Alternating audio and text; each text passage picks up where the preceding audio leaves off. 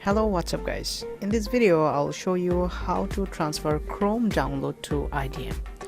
So sometime what happens is if you have IDM installed in your device, but if you still won't be able to download on IDM, or you can see that I'm trying to download this game, it's automatically downloading in my Google Chrome. But let me show you.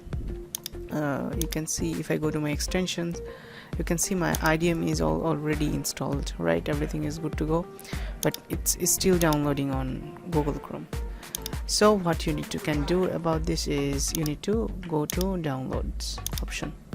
You can do that by pressing Ctrl J. Now you can see that this file is being downloaded.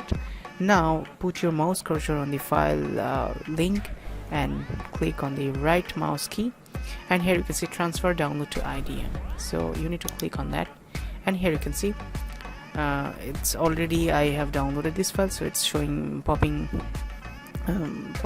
popped up this thing.